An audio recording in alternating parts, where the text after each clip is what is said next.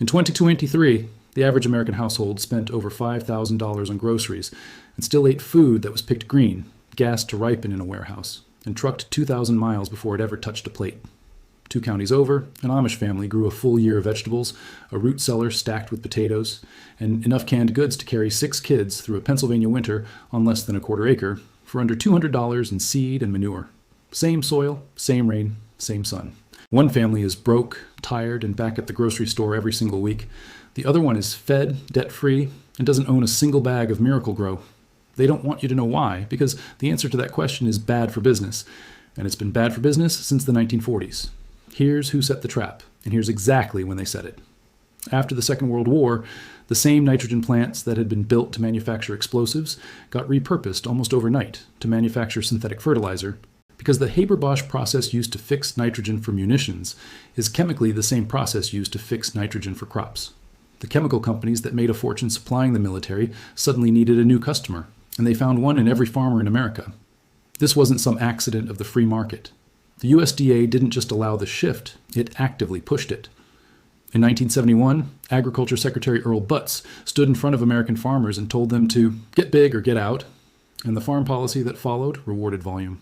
Monoculture and chemical input, while it punished the small diversified operation that grew a dozen different crops on 100 acres instead of one crop on 10,000. Subsidies got tied to bushels per acre, not to soil health, not to nutrient density, not to whether the land would still be productive in 50 years. Seed companies ran the exact same playbook on a different timeline. The Plant Patent Act passed in 1930, and the Plant Variety Protection Act followed in 1970. And together they built the legal scaffolding that turned seed from something every farmer owned outright into something a corporation could license.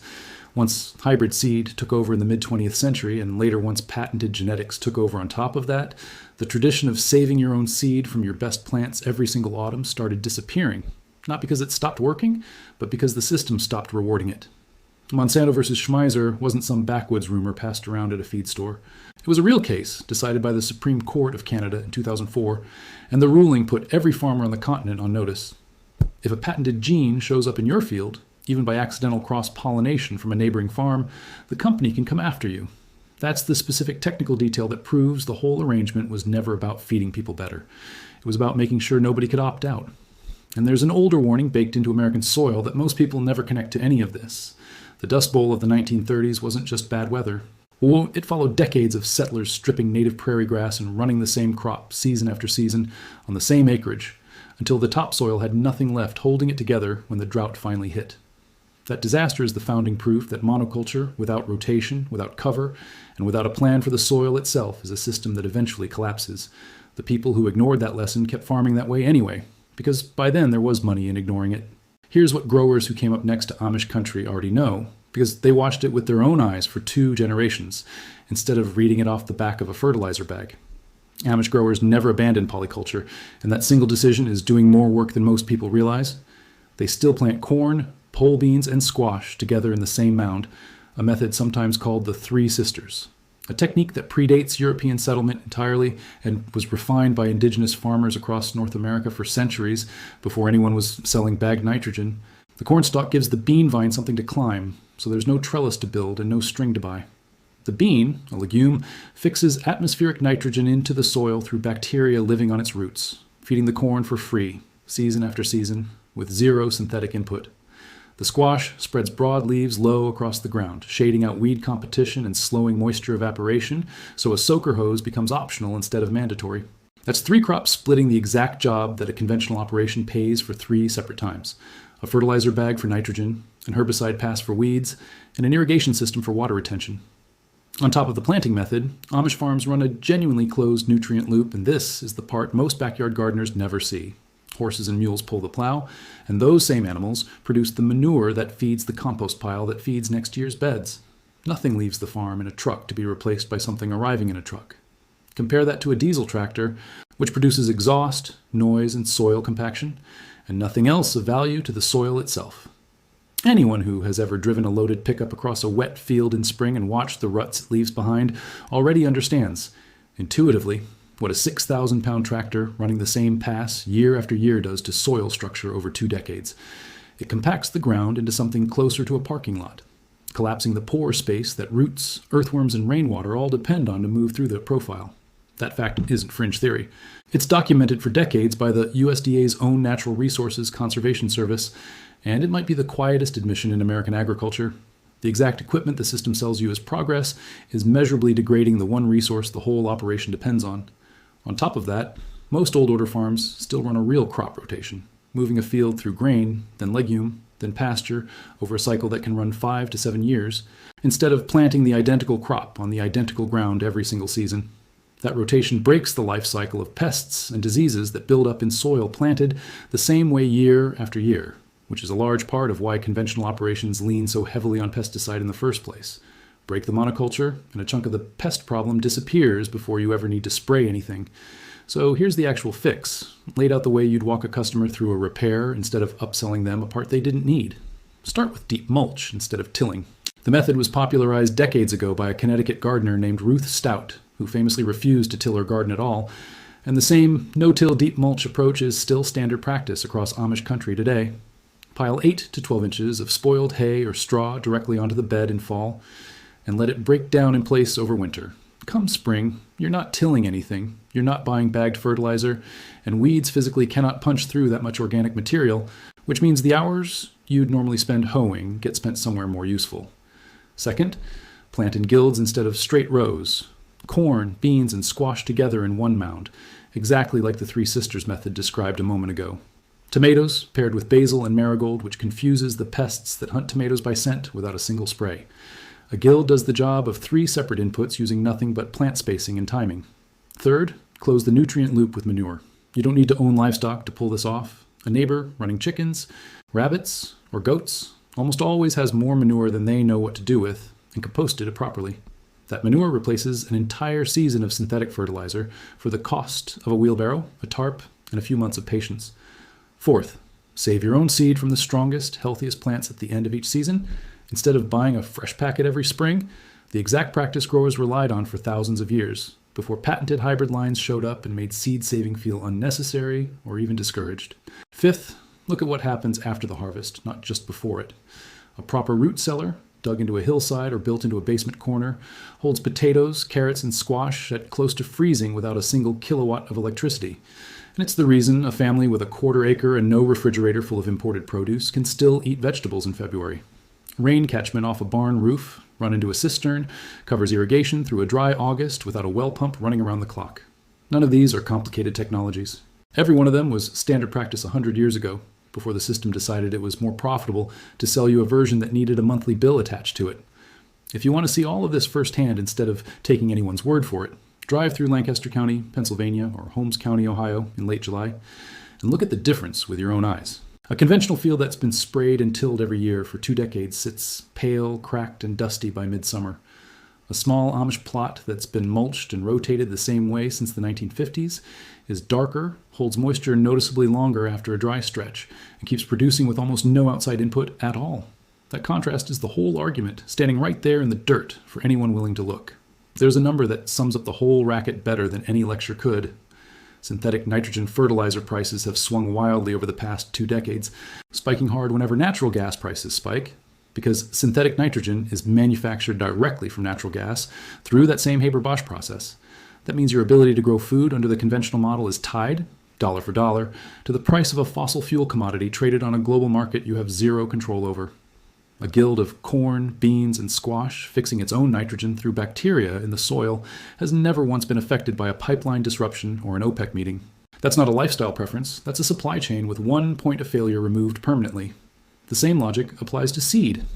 A patented hybrid variety is bred deliberately so that its second-generation seed doesn't grow true, meaning even if you saved it, you'd get a scrambled, unpredictable plant instead of a repeat of what you grew. That's not an accident of genetics, that's a design decision. Because a seed that doesn't reproduce reliably is a seed you have to buy again next year no matter what. Look at the tool list too, because it tells the same story from a different angle. A horse-drawn plow, a hand seeder, a scythe, and a wheelbarrow will outlast 3 generations of owners if they're kept dry and oiled.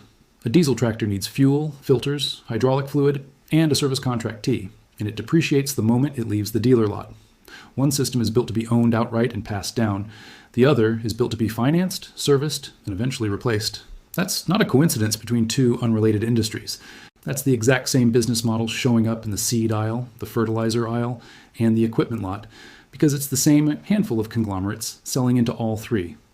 Pest control is where the difference between the two systems gets the most obvious if you've ever stood in a conventional field during spray season.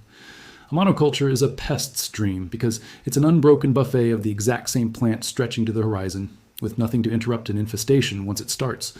That's precisely why conventional row crop operations schedule pesticide passes on a calendar instead of in response to an actual problem, spraying preventatively because the system has no built-in defense of its own. A diversified guild works the opposite way. Marigold roots release a compound that repels certain soil nematodes. Basil planted near tomatoes confuses the moths that lay the eggs that become tomato hornworms, because the moth is hunting by scent, and the basil masks the signal. Nasturtium planted at the edge of a squash bed pulls aphids away from the main crop entirely, acting as a sacrificial trap plant that draws the pest before it ever reaches what you actually want to harvest. None of these tricks are secret.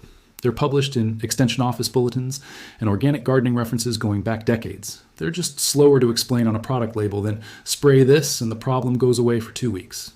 So the industry that profits from the spray never had a reason to put the free version front and center. There's one more piece of this that doesn't show up in any fertilizer catalog, and it's the labor system itself. A conventional farm relies on a single operator, running a very expensive machine alone, which means the entire operation stops the moment that machine breaks down or that one person gets sick. Amish farms run on cooperative labor, the same barn raising principle applied to planting and harvest. When it's time to put up hay or bring in a harvest before a storm, neighboring families show up, and the work gets done in a fraction of the time a single family could manage alone. And the favor gets returned the next time somebody else needs the same help. That system doesn't require a bank loan to cover a missed harvest window because the community itself is the redundancy. Produce auctions run by Amish and Mennonite communities across Pennsylvania, Ohio, and Indiana move actual food, grown in actual diversified plots, into local markets without a single national distributor taking a cut in the middle. Cut out the fertilizer bill, cut out the equipment loan, and cut out the middleman distributor, and the math on a quarter acre stops looking like a hobby and starts looking like a genuine alternative. None of this works because of tradition for its own sake. It works because of what's actually happening below the surface, and that part is measurable. Healthy, undisturbed soil is packed with fungal networks, most commonly mycorrhizal fungi, that form a symbiotic relationship with plant roots, extending the plant's effective reach for water and minerals far beyond what the root alone could access.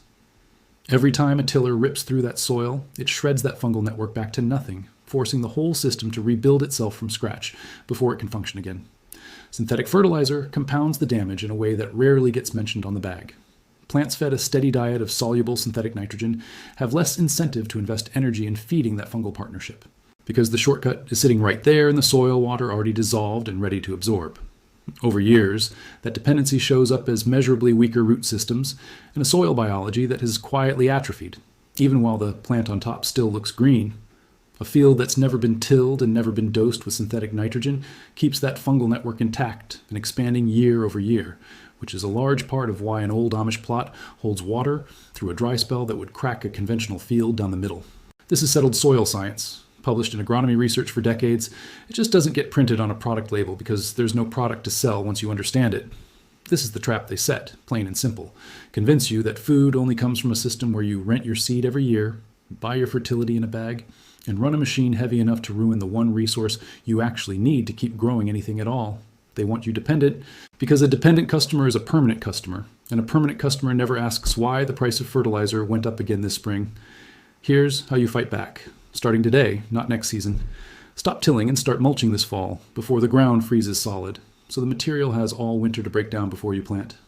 Find one neighbor, one feed store, one small farm nearby that will sell or trade you manure, and start a compost pile this month, even if it's just a wire cage in the corner of the yard. Buy heirloom seed exactly once, then save your own from that point forward. And if you don't know how, it's a 15-minute skill to learn, and it belongs to you permanently once you have it.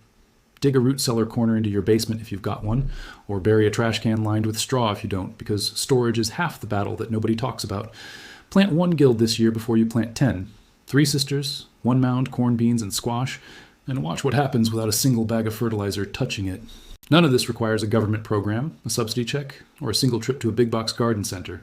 What it requires is the same stubborn, hands-in-the-dirt independence that's kept small growers feeding their own families for 200 years.